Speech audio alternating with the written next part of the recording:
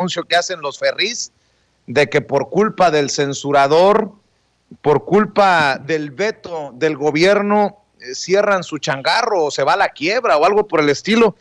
Y dices tú, qué ganas de hacerse las víctimas cuando ellos son los que desde sus trincheras han buscado incluso tumbar al presidente, han hecho llamados para tumbar al presidente, fueron el espacio más usado por Gilberto Lozano de Frena, y ahora pues dicen que por la falta de libertad de expresión y un veto por parte del gobierno de la 4T, se van o cierran o se apagan los micrófonos o qué sé yo. Dame tu opinión. Mira, evidentemente es Central FM, ¿no? Es este grupo radiofónico, confírmame, porque yo la verdad te digo, Creo no que escucho sí. a Ferriz.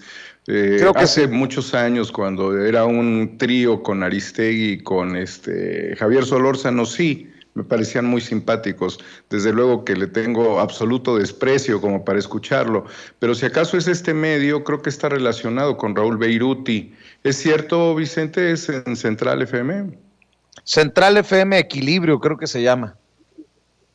Bueno, pues esto es parte del desmoronamiento de la estructura del outsourcing de Raúl Beiruti, quien tenía inversiones en este medio de comunicación, quienes también promovían el activismo golpista, feminista, fake minista, a través de varios de sus personeros, incluyendo mujeres también, de cierto talante. Este zar del outsourcing, quien se encuentra con ficha roja de Interpol.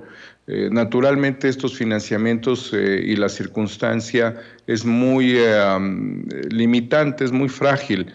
No porque no tengan dinero, tienen muchísimo dinero, pero ya como estrategia Ferriz también sería una posible comprobación, no le estaría generando ningún rendimiento a los golpistas. Es lamentable y es triste, yo creo que para él haberse marcado en una línea no solamente antigobiernista, ¿no?, sino antipatriótica, porque además la palabra México, como muchos otros, como mexicanos contra la corrupción, es simple y llanamente un disfraz, es una palabra que ellos intentan prostituir, pero que no vamos a permitir que se prostituya, porque es la esencia de nuestra identidad y es nuestra fuerza, nuestra vitalidad, nuestras ganas de trascender en el mundo, el ser mexicanos, el país México, la bandera, Estados Unidos mexicanos. Él trata de decir, estamos unidos mexicanos, Estados Unidos mexicanos, no tergiverses, no cambies, es Estados Unidos mexicanos. Está bien que pongas la bandera arrugada, sí, también la bandera ondea libremente, no arrugada como la tienes en Twitter, Ferriz. Creo que es una derrota cultural, en donde ellos no han podido, Vicente y queridos amigos, generar una vanguardia opositora. No la tienen, están totalmente destruidos. Y cuando analizamos esto, por ejemplo, en el contexto de Chile, en donde Chile gana un proceso histórico que lo llevará a un constituyente para sacudirse toda la estela neoliberal promovida por obviamente el control que tuvieron militar tras la caída de Salvador Allende. Esta caída que la han tratado de revivir los X González, ¿no?, como si México tuviese un ejército de traidores y como si las corporaciones lo pudieran conseguir. Sin embargo, te habla de sus perversiones. Pues bien, Chile está en una transformación. No tuvo liderazgos opositores durante el año 2019 de la opresión terrible de Piñera, que tendría que ir a la Corte Penal Internacional en La Haya, al igual que Duque, al igual que Calderón. Al menos estos tres tendrían que estar allí por crímenes de lesa humanidad. Realmente el pueblo chileno está muy empoderado después de todas las balas en los ojos, después de un pueblo desolado por la opresión de los carabineros, y está yendo a las urnas para decidir su futuro constituyente a través de, obviamente, y lo vamos a decir ahora, líderes progresistas independientes sin partido, y algunos que tienen partido, pero 2/3 de este Congreso estaría conformado por ello. Entonces, Así esto te es. habla de cómo los neoliberales prácticamente se encuentran en el desfiladero. Están viendo ya la última etapa. Los que pueden todavía en su momento, como López Dóriga y otros que mencionan aquí de manera regular, están viendo cómo pueden pepenar en un escenario de crisis neoliberal hacia un escenario posneoliberal, porque es lo Fíjate, último que les va a tocar. Yo te apuesto que si los verdaderos patriotas, no los simuladores, sino los auténticos patriotas, llegaran al Congreso, llegaran a los congresos y llegaran incluso a la presidencia de la República en el año 2024, evidentemente no le darían ningún peso a los medios de comunicación, los auténticos patriotas. Y dentro de así esto, es. pues obviamente ya ven sus días contados, Aguilar Camín, Krause, Ciro, todos ellos y artículo 19 también. Vicente, ¿cómo te preguntas, independientemente ahora de este personaje nefasto, este envenenador, lo que Pedro Ferriz es un envenenador? Eso no es ni un periodista ni un comunicador, es un envenenador. ¿Cómo te concluyes, cómo reflexionas, querido Vicente, que artículo 19 reciba financiamiento de la Embajada Británica?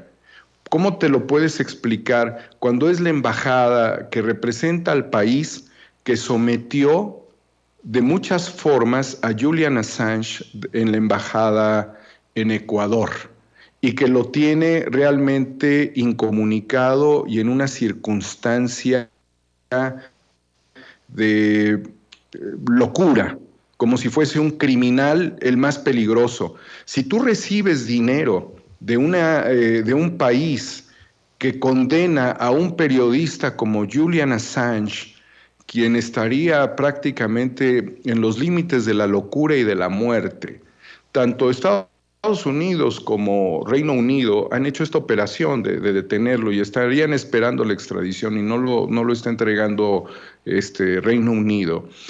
¿En qué conciencia recibirías, no sé, 50 millones, 20 millones, el dinero que sea un peso, de países que tienen sometida la libertad de expresión y que tienen encarcelado a uno de los personajes más trascendentes en la historia de la humanidad, que puso al descubierto los peores crímenes cometidos por ejércitos y los comunicados en donde se demuestran operaciones golpistas en todo el mundo y todos los desastres contra los derechos humanos?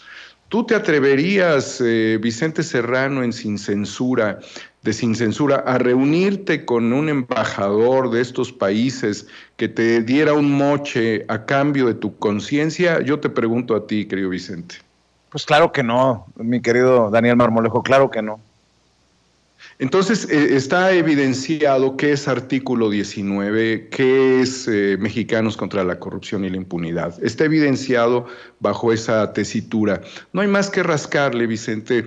En un régimen no autoritario, pero sí de Estado de Derecho, y así lo quiero decir, no tan light como el que estamos viviendo, estos organismos tendrían que ser proscritos porque realmente están cometiendo una felonía, están haciendo traición a la patria. Entonces, esto es Dani, importante de reflexionarlo, Vicente, porque la conciencia que se está promoviendo, y así comencé yo esta reflexión, esta disertación contigo, tiene que ver esencialmente con que los maestros, como tú, como muchos otros compañeros, son auténticos promotores de la libertad de expresión, la lucha por la igualdad, la lucha por la justicia, el combate a la corrupción, el reordenamiento de las estructuras institucionales y el desarrollo y la prosperidad de los pueblos. Yo creo que eso es lo que mejor hablaría de las organizaciones, de los grupos, de las agencias informativas, de los periodistas, de los comunicadores. Esa tendría que ser la única línea, no hay otra línea más.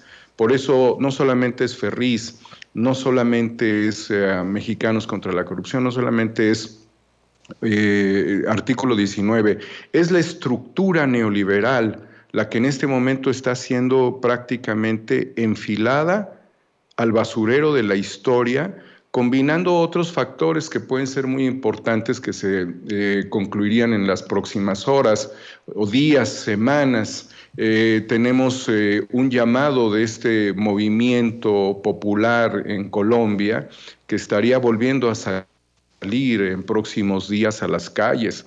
Esto prácticamente pone a Duque contra la pared. Estamos viendo que Pedro Castillo en Perú está avanzando a pesar de la guerra híbrida, de todo este clima de hostilidad promovido por la derecha en Perú. Pero si lograse avanzar Colombia, quien ha sido sometida históricamente por los intereses norteamericanos, con un neoliberalismo que ha generado las peores desigualdades, con una tragedia humanitaria en donde las personas, muchos de ellos jóvenes, ya no pueden comer 3 veces al día. Si esto sucede en Perú, que gana Pedro Castillo, que gana la izquierda, aunque lo están utilizando con la misma lógica de que es un peligro para Perú, de que les va a quitar sus casas, puras mamadas.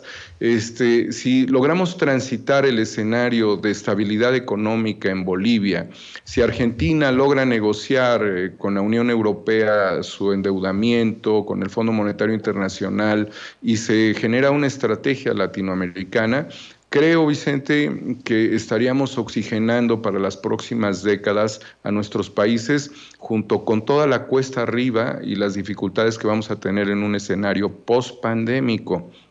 Esto es muy importante valorarlo. Y yo, Vicente, no quisiera dejar pasar la oportunidad también de reflexionar en torno a la necesidad de un alto al fuego en el Medio Oriente. Navidad tras Navidad, año tras año, hemos visto el dolor y el sufrimiento. En un libro que es necesario tener en la cabecera de nuestras habitaciones y consultarlo de manera regular, porque es la visión de un científico, Carl Sagan hace 40 años decía que en un siglo las probabilidades de supervivencia de la humanidad por el control que tienen las potencias mundiales de armas nucleares y los conflictos que se están dando en escalada internacional, pudiera ser de menos del 1%. Estamos obviamente destruyendo la naturaleza de forma irrefrenable y estamos destruyendo la conciencia de las personas en esta lucha de guerra híbrida que se vive en muchos lugares del mundo para poder tener el control político y el control de los recursos naturales. En el capítulo final del libro, capítulo 13, ¿Quién habla en nombre de la Tierra?, Carl Sagan, en el libro Cosmos, cita lo siguiente: ¿por qué motivo tendría que ocuparme en buscar los secretos de las estrellas si tengo continuamente ante mis ojos a la muerte y a la esclavitud? Es una pregunta planteada a Pitágoras por Anaxímenes hacia 600 años antes de Cristo. Esto es prácticamente una respuesta a Carlos Salazar Lomelí, quien hablaba del empresariado como el bien por el bien y de forma progresiva. Pero desde hace 600 años queda planteada en la pregunta de Anaxímenes la muerte y la esclavitud. En el cierre del libro, Carl Sagan señala que en el norte de Tanzania un volcán entró en erupción. La nube resultante de cenizas cubrió la sabana de los alrededores. En 1979 la paleontóloga Mary Blakely descubrió en esas cenizas huellas de pies que según ella son de un primitivo homínido, quizás de un antepasado de todos nosotros, habitante de la Tierra actual.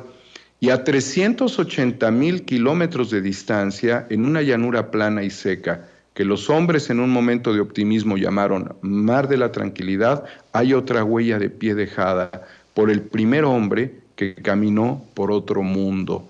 Esto nos habla de unas huellas de homínido primitivo del sapiens que pasó de Tanzania hacia Eurasia, superando de manera colectiva todos los desafíos que la naturaleza y el clima significó, incluso logró imponerse sobre el Neandertal. Y después te habla del mismo homínido en mucho tiempo después, pero muy corto tiempo para un calendario cósmico que llega y posa sus pies en la Luna, a un lugar de distancia de 15 millones de kilómetros. Bueno, esto te lo quiero comentar también porque cierra la reflexión y dice, porque nosotros somos la encarnación local del cosmos, que ha crecido hasta tener conciencia de sí. Hemos empezado a contemplar nuestros orígenes, sustancia estelar, que medita sobre las estrellas, conjuntos organizados de decenas de miles de billones de átomos que consideran la evolución de los átomos y rastrean el largo camino a través del cual llegó a surgir la conciencia, por lo menos aquí. Nosotros hablamos en nombre de la Tierra, debemos nuestra obligación de sobrevivir no solo a nosotros, sino también a este cosmos antiguo y vasto del cual procedemos. Bajo estos argumentos, planteados desde el enfoque filosófico, desde la lucha de la humanidad por colonizar un planeta, y desde también la perspectiva de la ciencia que logró que esta misma humanidad remontara su paso en un tránsito por cohetes hasta llegar a otro, en este caso a un satélite, con una distancia enorme, Vicente, no cabe que en este momento haya 200 muertos en Gaza, no cabe que haya 1.305 heridos, no cabe que haya 59 niños muertos y no cabe que haya 35 mujeres también asesinadas con cohetes. Si nosotros, independientemente, porque yo le hice la pregunta muy al aire al presidente sobre la situación de Colombia, porque para muchos de nosotros lo que está pasando en Colombia es un genocidio. Él reflexionaba previo a la reunión con Kamala Harris sobre, pues obviamente, el derecho de los pueblos a decidir sobre su propio destino. Sin embargo, cuando hay crímenes de lesa humanidad, ninguna nación, ningún hombre puede quedar ajeno al dolor y al sufrimiento. Ha sido mucho el sufrimiento, Vicente, por eso el que México se encuentre en este momento es el resultado también de una revolución social que no cuajó del todo porque se desvirtuó. Nosotros lo estamos haciendo por la vía pacífica y tenemos que alzar la voz para que vuelva la paz en el mundo. No es un mensaje de Miss Universo, porque además no traigo la banda de Señorito México. Es un mensaje para la humanidad, Vicente, y contra todos los poderes omnímodos extraterritoriales que buscan el golpe como una forma de imponer una condición fascista en el mundo. Por eso toda oposición humana, racional, contra la violencia y contra las acciones de guerra híbrida y golpes de Estado. Necesitamos pacificar urgentemente a la humanidad porque nosotros somos los que tenemos que hablar en nombre de la Tierra. Daniel Marmolejo, si me permites, 3 cositas.